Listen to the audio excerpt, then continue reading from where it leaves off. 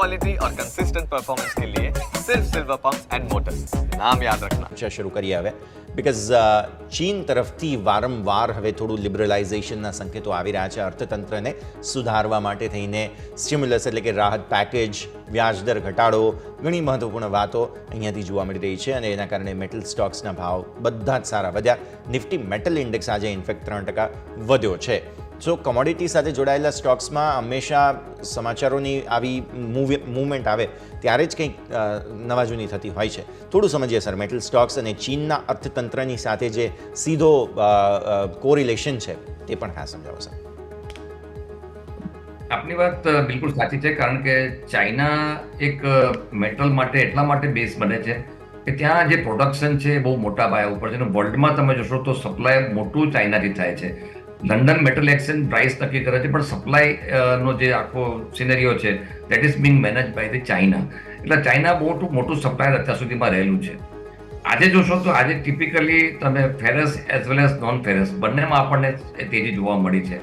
અને જો આજથી લગભગ 15 દિવસ પહેલા યશ મને બરાબર ખબર છે કે જે મેટલના પ્રાઇસમાં કડાકો આપણને જોવા મળ્યો હતો અને એ સિમ્પથીમાં પ્રેક્ટિકલી તમે જોશો તો બધા સ્ટોકમાં આપણને કરેક્શન જોવા મળ્યું હતું. ટાટા સ્ટીલના જે સમાચાર આવ્યા હતા કે જે યુકેની કંપની છે એને બ્રિટિશ ગવર્મેન્ટ સપોર્ટ કરશે એની એક પોઝિટિવ ઇમ્પેક્ટ પડેલી હતી. પણ જે આજ પછી સિન્સ લાસ્ટ 4 to 5 ડેઝ આપણે જોયું છે કે એક લો લેવલે પ્રાઇસ પહોંચ્યા પછી મેટલમાં ફરીથી રિબાઉન્ડ થયું છે અને છેલ્લા 2 દિવસમાં એક સારી એવી આપણને અપવર્ડ મુવમેન્ટ જોવા મળી છે. કદાચ તેજી નથી પરંતુ અપવર્ડ મુવમેન્ટ ચોક્કસ જોવા મળી છે. બે વસ્તુ છે, જે રીતે અત્યારનું કોમોડિટી માર્કેટ આખું મેનેજ થઈ રહ્યું છે. ઇન્ડિયામાં તમે જોશો તો બહુ જ મોટું ઇમ્પોર્ટ થઈ રહ્યું છે અને વારંવાર સરકાર તરફથી અથવા મિનિસ્ટ્રી તરફથી એક એનાઉન્સમેન્ટ પણ કરવામાં આવે છે કે એન્ટી ડમ્પિંગ ડ્યુટી નાખવાની છે. આપણે ખ્યાલ હશે કે યુએ જ્યારે આપણી પ્રોડક્ટ ઉપર ડ્યુટી નાખી એની સાથે આપણે પણ યુના ઇમ્પોર્ટ ઉપર ડ્યુટી નાખી. પરંતુ આપણો પ્રશ્ન કદાચ યુ કરતાં વધારે ચાઇનાનો છે.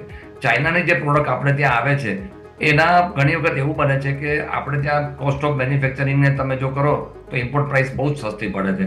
એટલે એ સંજોગોમાં કદાચ હજી જે ચિંતા છે પૂરેપૂરી નથી થઈ, પરંતુ ચોક્કસ આ સમાચાર એક સેન્ટિમેન્ટલ તરીકે ડેફિનેટલી પોઝિટિવ ઇમ્પેક્ટ કરી રહ્યું છે અને આઈ થિંક ગવર્મેન્ટ પણ કંઈ બહુ સિરિયસલી આ બાબતમાં વિચારી પણ રહ્યું છે. પણ મૂળ જે મહત્વની વાત છે હું જોઈ રહ્યો છું મેટલમાં એક ઇન્ફ્રા સ્પેન્ડિંગ, જે હું વારંવાર શબ્દ વાપરું છું કે જે બજેટમાં આપણને આપવામાં આવી છે એ બજેટના જે ફિગર્સ છે બહુ જ રોબસ દેખાઈ રહી છે. આજે જ તમે જોયું કે લાર્સન એન્ડ ટુબ્રોમાં લગભગ 10,000 કરોડનો ઓર્ડર નવો મળ્યો છે કંપનીને. ઇટ શોઝ કે બહુ માસિવ લેવલ ઉપર ઇન્ફ્રા સ્પેન્ડિંગ થઈ રહ્યું છે. એટલે મેટલની રિક્વાયરમેન્ટ્સ એક કહી શકાય કે ઇન્ડસ્ટ્રી વાઇઝ પણ બહુ જ મોટી રહેવી શક્યતા છે. ડિમાન્ડ સિનેરિયો ચોક્કસ સારો છે, પરંતુ જે રીતે પ્રાઇસના ફેક્ટર્સ છે બહુ જ વોલેટાઇલ છે. ઇમ્પોર્ટ ડ્યુટી ઉપર નાખવામાં આવશે તો ચોક્કસ આપણી ઇન્ડસ્ટ્રીની રાહત થશે. પણ લેટ્સ સી વોટ હેપન. અત્યારે જે પ્રાઇસ મુવમેન્ટ છે that is because of the rise in the price. એટલે અહીંથી એક રોબસ તેજી થાય એવી શક્યતા ઓછી છે અનલેસ એન્ડ અન્ટિલ એક કોન્ક્રીટ સ્ટેપ લેવાય. પરંતુ ચોક્કસ આજના દિવસનો સેન્ટિમેન્ટલી પોઝિટિવ ગણી શકાય. એટલે મંદી નથી લાગતી, પરંતુ અપોઇન્ટમેન્ટ ક્યાં સુધી થશે